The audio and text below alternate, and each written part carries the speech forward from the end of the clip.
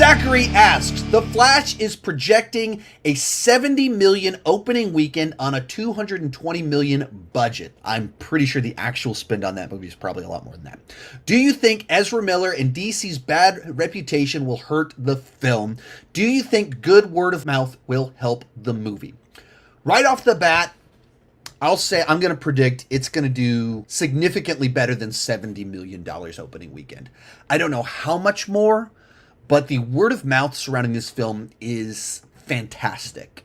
It is just, people are glowing about this film, and DC is trying to do everything in their power to get the word out. They played it at CinemaCon and got a number of critics out there saying things, and now they're doing these promo screenings all over the United States. Like, a guy literally DM'd me that he got promo passes to see one of the Austin early screenings. Before the Austin press screening, he invited me to join him next week so I can see the movie a little bit earlier. I'm like, sure, I'll go early. I'll wait in line. I'll get you a good spot if you got me a pass in to go see the movie. But they're doing these promo screenings everywhere. And so they're getting regular average Joes out there to go see the film and get better buzz surrounding the film, and all of the buzz thus far is fantastic. So I think that 70 million opening weekend is way under what I think it's actually going to do. I'm not saying it's going to do double that and do 140, but I would not be surprised at all if we're talking more like 100 million by the time it comes out, and you get all the Rotten Tomatoes scores, all these promo screenings are out there, and the buzz is just fantastic. I'm guessing it's going to go up quite a bit. And you mentioned the 220 million budget. I'm pretty sure it's actually quite a bit more than that by now, because they've done so many reshoots, much time reworking it.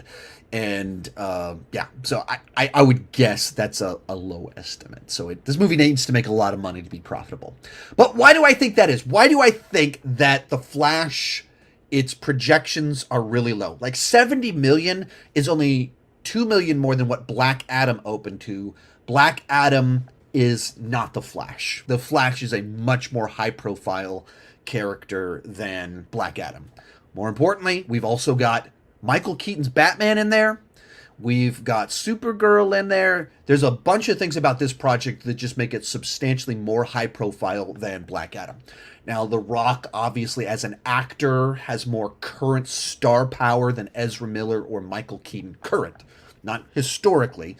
Currently is the bigger draw, so that helps. But the idea that a Flash movie where you're showing Ben Affleck, Michael Keaton in the trailer, it's only $2 million higher than Black Adam's debut.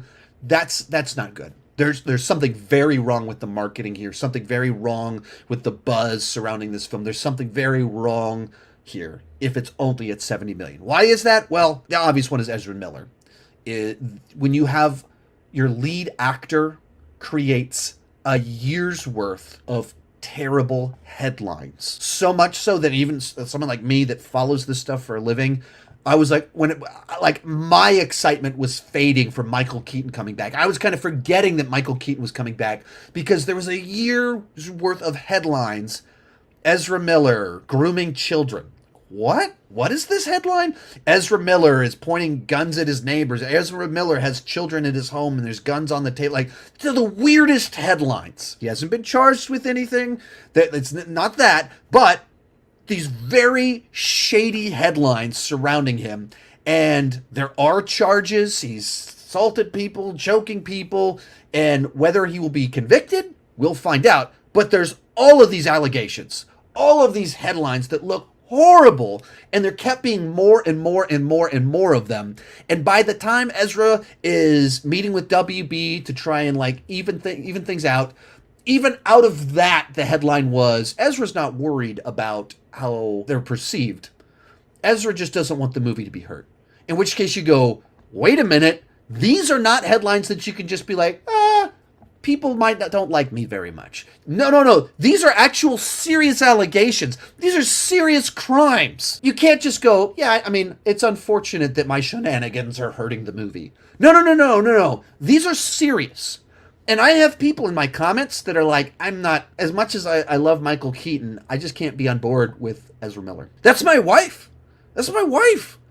she says all the time, Michael Keaton is Batman for my dad. That's her household that she grew up in. Michael Keaton is Batman. There is no other Batman. And like, I have all these memories of even like the days that certain things were announced was when we were at her parents' house and like talking about it at her parents' house. But what's her take?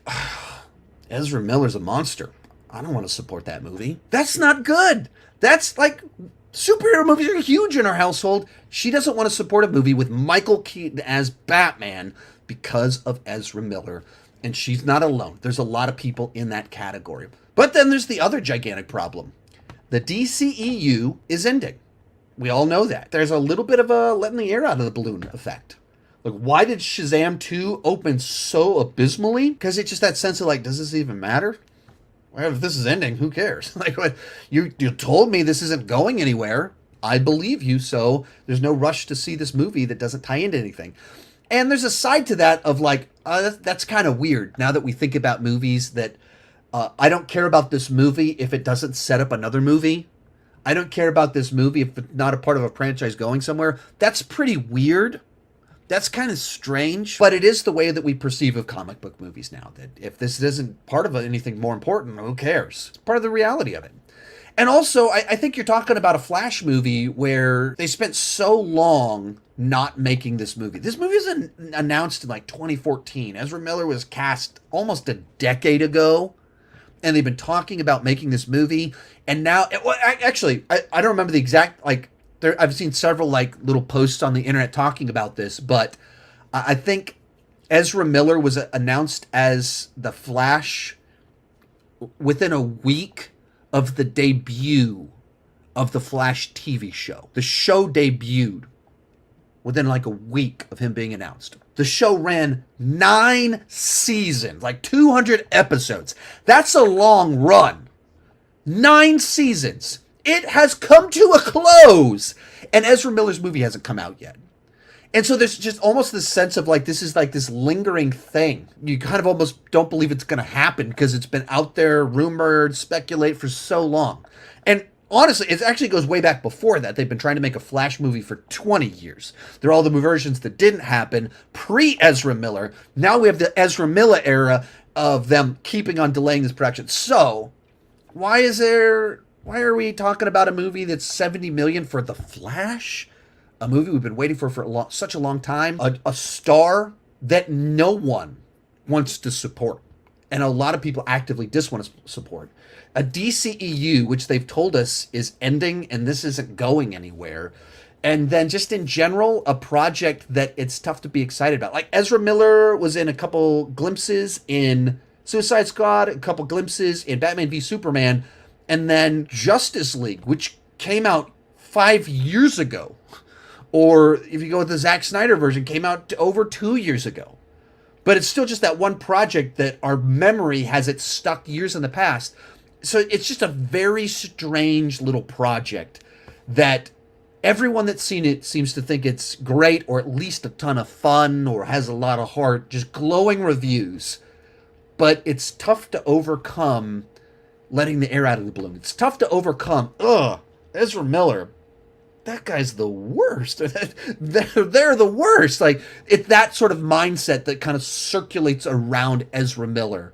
So there it is. Most of these clips are pulled from my weekly Patreon live stream. Join at any level and you can join the chat and ask all the questions you want. That's for as little as $2 per month. For $5 per month, you can get your name on my end card. For $25 per month, you can have a monthly video chat with me. Link is in the description for more details, and keep talking movies and TV too much.